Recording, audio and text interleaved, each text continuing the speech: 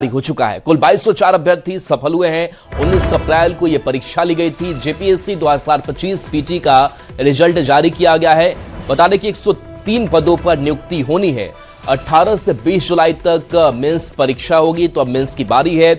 लेकिन इससे पहले सिविल सेवा पीटी परीक्षा का रिजल्ट जारी किया गया है और इस रिजल्ट में 2204 अभ्यर्थी सफल हुए हैं।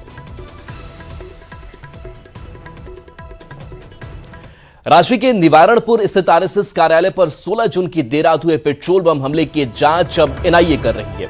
इस मामले में गिरफ्तार तीनों आरोपी सैफ अंसारी, अमन अंसारी और सायन सुजान को 7 दिनों की रिमांड पर लेकर पूछताछ की जा रही है। शुरुआती जांच में मामले के तार अंतर्राज्यीय नेटवर्क और पाकिस्तान से जुड़े होने की बात सामने आई है। जांच एजेंसी को पूछताछ में कई अहम खुलासों की उम्मीद है। तो बड़ी खबर, जब यह हमला किया गया था पेट्रोल बम से, इस पूरे मामले की जो जांच है वो इससे पहले की गई एटीएस की तरफ से, और अब ये पूरा मामला जो है वो अब एनआईए के हाथों में है। और एटीएस ने इससे पहले कई संदिग्धों से पूछताछ की थी, जिसके बाद से अंतर्राज्यीय मामलों का खुलासा हुआ था और एटीएस ने पूरी जो रिपोर्ट है, जांच दस्तावेज है, वो अब एनआईए को सौंप दी है। और बता दें कि इस मामले में गिरफ्तार तीनों आरोपी, जिसमें सैफ अंसारी, अमन अंसारी और सायन सुजान को 7 दिनों की रिमांड पर लेकर के पूछताछ एनआईए की टीम जो है वो कर रही है। तो अब एनआईए के हवाले ये पूरी जांच है और इसके साथ साथ बाकी जो आरएसएस कार्यालय अलग अलग जगहों के हैं वहां भी लेकर के अलर्ट जारी किया गया। और लगातार इस पूरे मामले को लेकर के केंद्र सरकार ने भी सख्ती दिखाई। झारखंड पुलिस की अगर बात करें तो उसने भी बेहतर इस पूरे मामले में काम किया, जिसकी तारीफ भी विपक्ष के नेताओं ने की।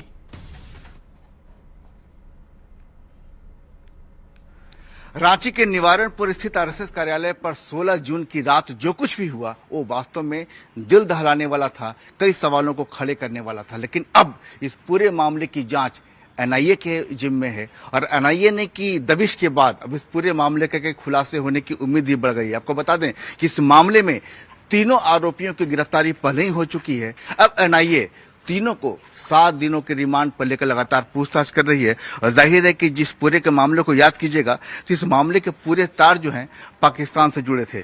मतलब कि इसमें एक तरीके से आतंकी संगठन के शामिल होने का भी जो मॉड्यूल होता है वो भी सामने आया था। और सबसे बड़ी बात यह कि इसके तीनों आतंकी जो हैं, सैफ अंसारी, अमन अंसारी और सायन सुजान जो है, उसको रिमांड पर लिया गया है। और इसमें से एक आरोपी वो भी होगा जो आपको याद होगा कि जो एक हाफ इनकाउंटर जिसे कहा जा रहा है, जिसमें वो घायल हुआ था, उससे भी पूछताछ की जाएगी। और तमाम जो आतंकवादी संगठन है या उनके विदेशी कनेक्शन है उसको एनआईए उसको खंगालेगा। और सबसे बड़ी बात यह है कि सैफ अंसारी के द्वारा जो फेंका गया जो पेट्रोल बम था उसका एक वीडियो भी बनाया गया था। जरा सोचिए ये वो कैसा खौफनाक मंजर होगा कि जब एक आतंकवादी, आपको तस्वीरें सीसीटीवी की याद होगी कि एक आतंकी जो है यहाँ से ऐसे, यही पोजीशन था उसका, और ऐसे बम फेंकता है। आरएसएस कार्यालय यही है, ऐसे बम फेंकता है। एक बम आपको सीधे जाकर छत पर गिरता है जो कि फटता है, दूसरा बम जो है ठीक इस बाउंड्री के उस तरफ जाकर गिरता है जो फटता नहीं है। लेकिन तमाम दूसरा जो व्यक्ति था उसकी वीडियो बना रहा था। मतलब उसकी मंशा साफ समझ में आती है कि वास्तव में बम को, पेट्रोल बम को फेंकने का मतलब जो होता है सीधे कि पेट्रोल जब गिरता है तो फैलता है और आग लगती है। 7 दिनों की रिमांड पर लिया गया है। एनआईए की दबिश शुरू हो चुकी है। जाहिर है कि जैसे जैसे दबिश, पकड़ और पूछताछ ज्यादा बढ़ेगी, कई खुलासे सामने आएंगे। कह रहे हैं प्रभाकर के साथ संजय कुमार सिन्हा, न्यूज़ 18।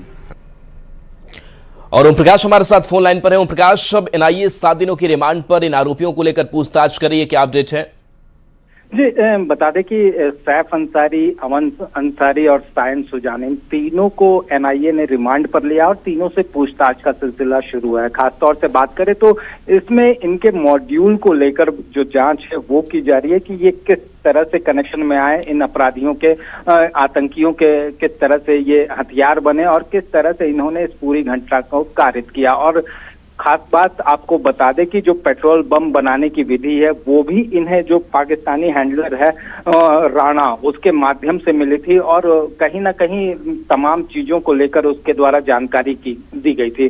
जो शुरुआती जांच में तथ्य सामने आए हैं फिलहाल कि ये जो घटना थी ये एक ट्रायल फेज था। इसके बाद एक बड़ी घटना को कानपुर में अंजाम देना था, जिसको लेकर भी तैयारियां कर ली गई थी। जो आतंकी थे वो ट्रेन के बैठकर उस रास्ते को भी रवाना हो गए थे। हालांकि कोडरमा के आगे उन्हें रांची पुलिस के द्वारा गिरफ्तार किया गया। खास बात इसमें यह है कि इन अपराधियों का जो नेक्सस पाकिस्तान से जुड़ा है वो दुबई के जरिए जुड़ा है। जो अमन अंसारी था वो दुबई गया था, एसी मैकेनिक था, और वहीं से वो पाकिस्तानी हैंडलर के संपर्क में आया और फिर उसे रेडिकलाइज किया गया, जिसके बाद उसने इस पूरी घटना की साजिश रची और महज चंद पैसों की लालच और रेडिकलाइज होने के चलते उसने इस घटना को कारित करने के लिए अपने दोस्तों को भी साथ लिया, जिसमें सायन सुजान और जो सैफ अंसारी है वो भी शामिल है, और इनके माध्यम से ही उसने इस घटना को कारित करवाया। जाहिर तौर पर इन तमाम चीजों को लेकर पूछताछ होगी कि किस तरह से क्या। चलिए, बिल्कुल इस पूछताछ में और कई जो स्तर हैं इस जांच के वो खुलेंगे। बहुत बहुत शुक्रिया इस अपडेट के लिए आपका।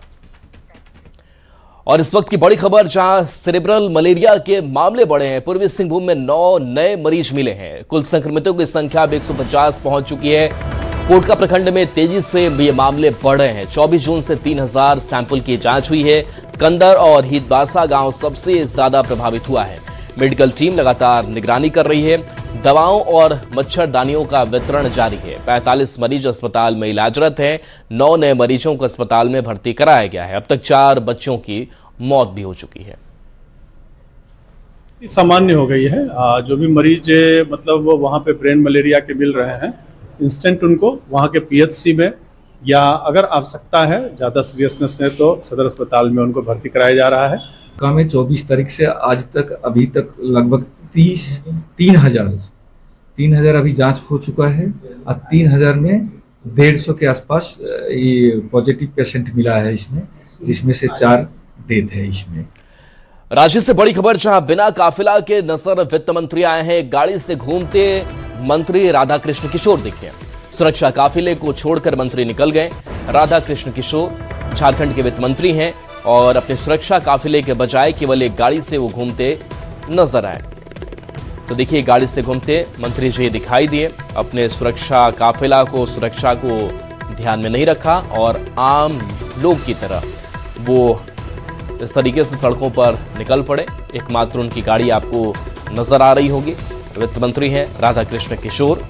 गौरव हमारे साथ न्यूज 18 संवाददाता फोन लाइन पर हैं। गौरव, राधा कृष्ण किशोर जो बिना किसी सुरक्षा काफिले के अकेले अपनी गाड़ी से निकल पड़े हैं, इस तस्वीर को किस तरीके से देखा जाए? बिल्कुल, आप समझिए कि मंत्री राधा कृष्ण किशोर ने इस तरीके से नाराजगी भी ये जाहिर की है कि उन्होंने सरकार के द्वारा दिए गए प्रोटोकॉल को छोड़ते हुए अपने जो है बिना कारकेट के और बिना सुरक्षा के वो घूम रहे हैं। आज भी मंत्री राधाकृष्ण किशोर जब कार्यक्रम में शामिल होने के लिए गए और अभी जब वो प्रोजेक्ट गए हुए हैं तो उस दौरान भी उन्होंने अपने काफिला और सुरक्षा गार्ड का उपयोग नहीं किया है। वित्त मंत्री राधाकृष्ण किशोर की माने तो 3 गाड़ियों में 16 गार्ड को ड्यूटी कराना यानी साथ घुमाना ये औचित नहीं है और ये आसान नहीं है। शायद इस वजह से उन्होंने ये नाराजगी जाहिर की है और ये नाराजगी आज नहीं बल्कि उन्हें इस प्रतिक्रिया को करते हुए करीबन 2 से 3 दिन गुजर गए हैं। यानी संभवतः 28 या 29 तारीख को ही उन्होंने चिट्ठी लिखकर विभाग को कहा है कि हमें सुरक्षा व्यवस्था के लिए और गाड़ियां दी जाए जिसमें हमारे गार्ड बेहतर तरीके से ट्रैवल कर सकेंगे, लेकिन उन्हें नहीं मिला है, जिसके बाद उन्होंने नाराजगी जाहिर की और अपने सभी सुरक्षा जो गार्ड है, हम कहें कि जो स्पेशल ब्रांच के उनके कर्मी हैं, इसके साथ साथ जो जैप के जवान हैं, सभी उन्होंने अपने आवास पर छोड़ दिया है।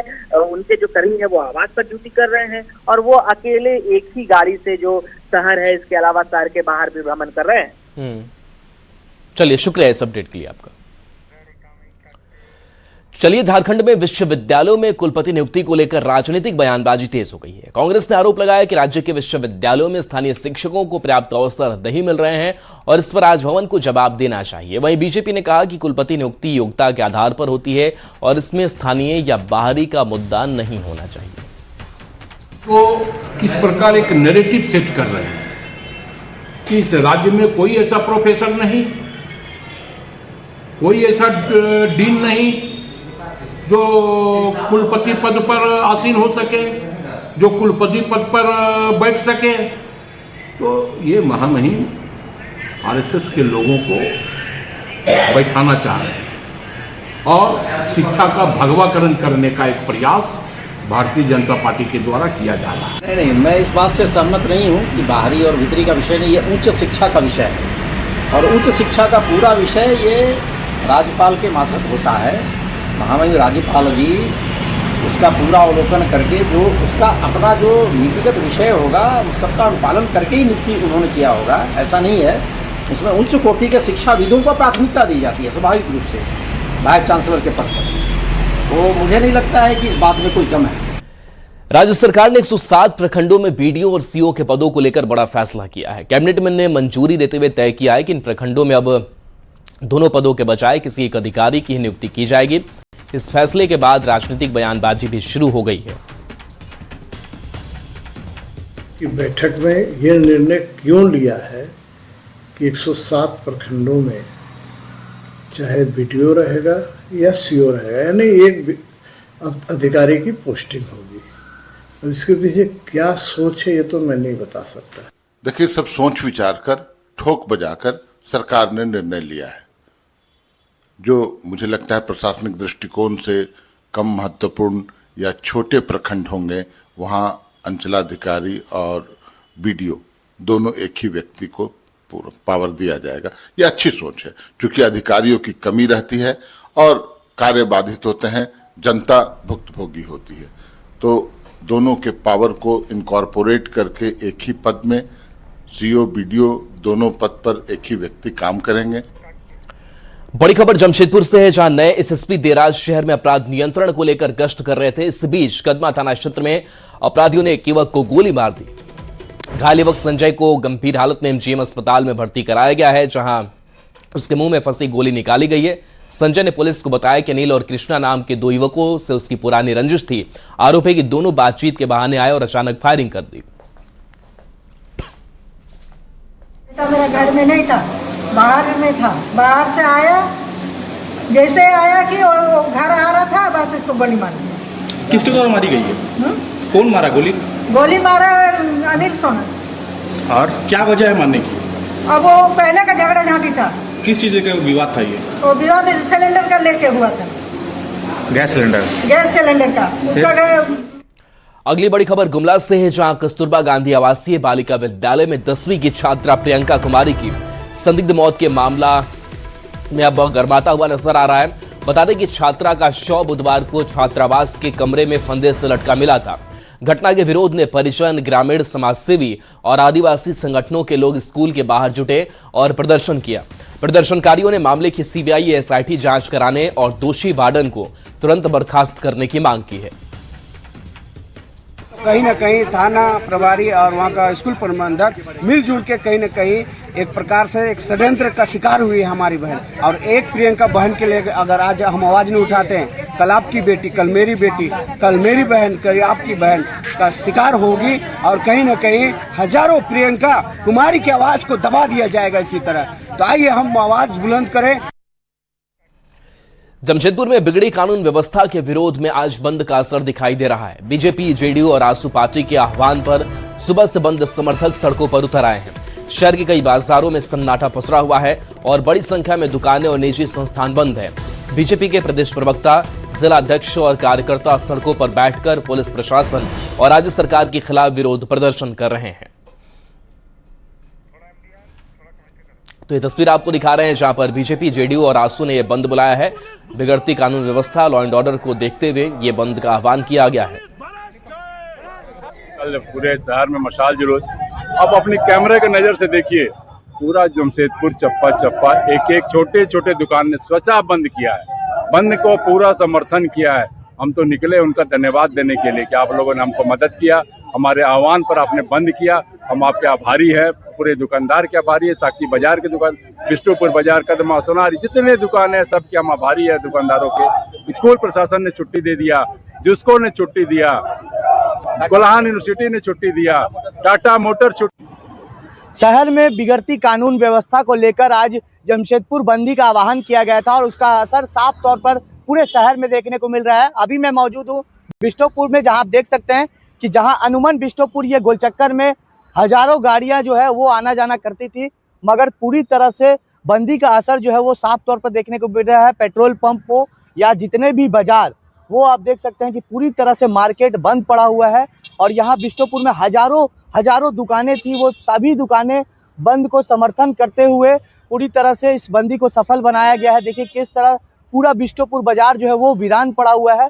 और बता दूं कि जमशेदपुर में बिगड़ती कानून व्यवस्था, नशा, अवैध तरीके से नशा और दूसरी तरफ चापड़बाजी के खिलाफ कहीं ना कहीं पूरी तरह से जो है वो बंदी का आह्वान किया गया है। और लगातार देखिए जिला प्रशासन के लोग मुस्तैद है, रैफ के जवान भी पूरी तरह से जगह जगह पर तैनात है, QRT की टीम तैनात की गई है, जिससे बंदी के समर्थकों द्वारा आम लोगों को किसी तरह कोई परेशानी का सामना ना करना पड़े। उसी को देखते हुए देखिए कई कंपनियां जो है, टाटा स्टील की कंपनी भी पूरी तरह से अपने वर्करों को आज कहीं ना कहीं बंदी को देखते हुए वो आज होमवर्क करने की बात कही गई है। हम लोग जमशेदपुर के नागरिक हैं और आज का बंदी का समर्थन भी करते हैं, लेकिन इस तरीका से नशा है ना कि अब डर लगता है।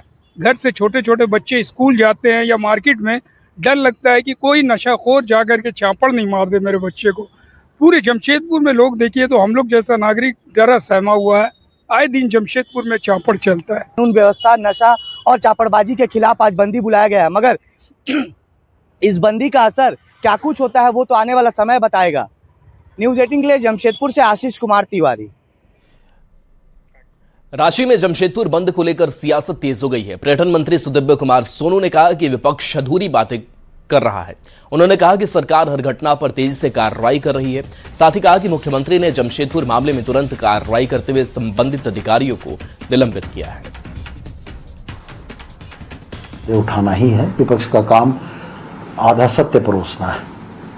आधा सत्य परोस कर आप पूरी तस्वीर नहीं बना सकते हैं। सूबे का मुख्यमंत्री जमशेदपुर की लोमहर्षक घटना में त्वरित कार्रवाई करते हुए पुलिस कप्तान को स्थानांतरित करता है और वहां दूसरे लोगों को भेजा जाता है, तो ये सरकार की संवेदनशीलता को दिखाता है। आज दुर्भाग्यपूर्ण है कि भारतीय जनता पार्टी के लोग जमशेदपुर में बंद का आह्वान कर रहे हैं, लेकिन वो इस बात को भूल जाते हैं कि इस पूरे अपराध के कृत्य में जो लोग शामिल थे उनसे उनका क्या संबंध है, ये भी वो स्पष्ट करें। वहीं जमशेदपुर को बंद को लेकर राजनीतिक बयानबाजी भी तेज हो गई है। कांग्रेस ने आरोप लगाया कि हिमांशु हत्याकांड के नाम पर बीजेपी राजनीति कर रही है। वहीं बीजेपी ने बंद को सफल बताते हुए कहा कि यह राज्य की बिगड़ती कानून व्यवस्था के खिलाफ जनता का आक्रोश है और सरकार को पीड़ित परिवार की मांगे माननी चाहिए।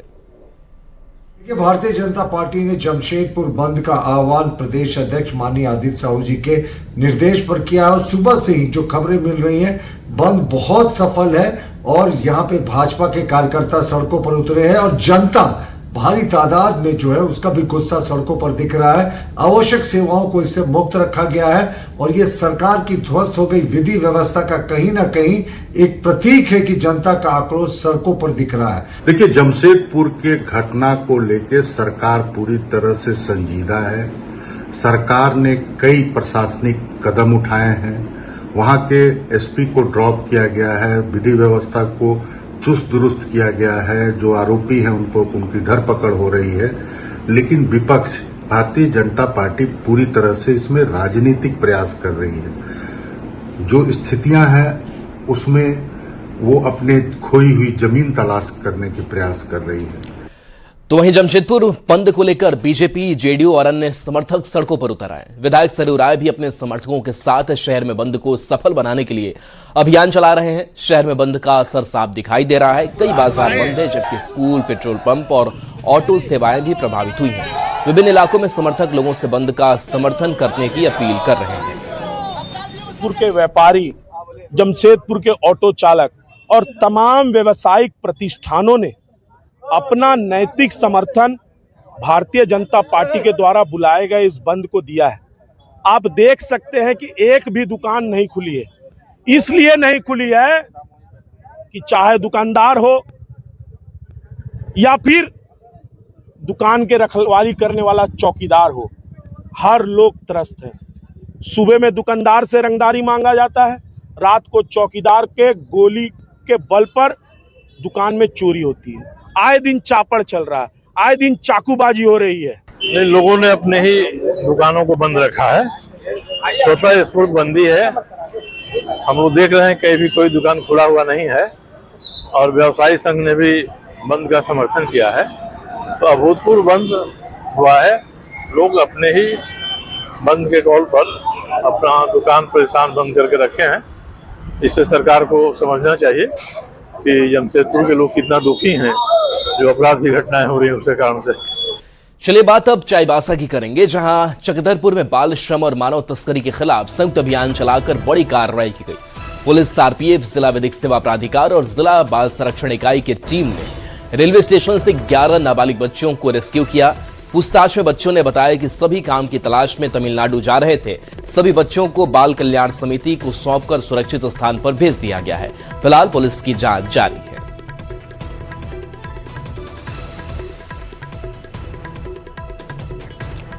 रक्षा राज्य मंत्री संजय सेठ ने अपने रांची स्थित आवास पर 10 किलोवाट का सोलर पैनल लगवाया है। इसके साथ ही वे पीएम सूर्यघर योजना के लाभुक बन गए हैं। उन्होंने कहा कि ये योजना लोगों के लिए काफी लाभकारी है। इससे बिजली खर्च कम होने के साथ अतिरिक्त बिजली से आय का भी अवसर मिलता है। पीएम सूर्य घर योजना, प्रधानमंत्री नरेंद्र मोदी जी का हमेशा यह देशवासियों से आग्रह है कि भगवान सूर्य हैं जो ताप देते हैं, और यह हम सबका सौभाग्य है देश में, क्योंकि सूर्य की किरणें बहुत अच्छी हमको मिलती हैं। यूरोप जहां धूप नहीं निकलती वहां रिन्यूएबल एनर्जी पे भी फोकस है, लेकिन हम सब रिन्यूएबल एनर्जी को कैसे जनरेट करें। जैसे हमने अभी अपने घर पे पिछले महीने ही ये सोलर प्लेट लगवाई है 10 किलोवाट की। सरायकेला खरसावा के चांडिल डैम से प्रभावित विस्थापित परिवारों के पुनर्वास, मुआवजा और अनुदान भुगतान की मांग को लेकर राज्यपाल को ज्ञापन सौंपा गया।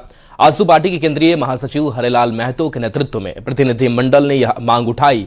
ज्ञापन में कहा गया कि चांडिल डैम निर्माण से कई गांव जलमग्न हो गए हैं, जिससे हजारों परिवार अपनी जमीन, घर और रोजगार से वंचित हो गए। परियोजना से कुल 116 गांव प्रभावित हुए हैं। हमने ज्ञापन दिया चांडिल डैम विस्थापित, जो आज 40-42 साल पहले चांडिल डैम बना, लेकिन अभी तक वहाँ के विस्थापितों को न मुआवजा मिला, न पुनर्वास, उनको रोजगार दिया गया। उसी विषय में आज हमने विस्थापित परिवारों के साथ महामहिम राज्यपाल जी से मिले कि आज 42 साल से जो चांडिल पुनर्वास या चांडिल विस्थापितों का जो समस्या है, उस समस्या का समाधान किया जाए। चलिए बात करते हैं गिरिडीह की, जहां जिले के जमुआ अंचल में अवैध पत्थर खनन का मामला सामने आया है। जांच में पता चला है कि महादेव स्टोन माइंस द्वारा लीज क्षेत्र के बाहर जमीन पर खनन किया जा रहा था।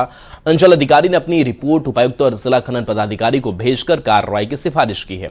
वहीं ग्रामीणों का आरोप है कि हैवी ब्लास्टिंग से घरों में दरारें पड़ रही हैं, जिससे लोगों में नाराजगी बढ़ रही है।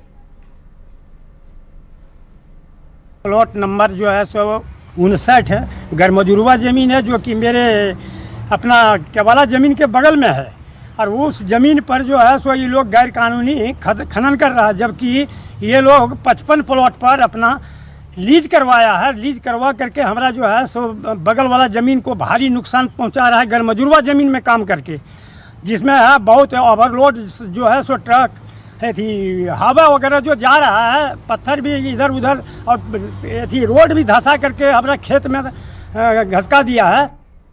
रांची के खेलगांव स्थित टिकैत उमराव शूटिंग रेंज की बदहाली कई सवाल खड़े कर रही है। शुक्रवार से यहां तीसरी रांची जिला शूटिंग चैंपियनशिप शुरू हो रही है, लेकिन स्टेडियम की सुविधाएं खराब हालत में। इलेक्ट्रॉनिक टारगेट, डिजिटल डिस्प्ले और अन्य उपकरण खराब पड़े हैं।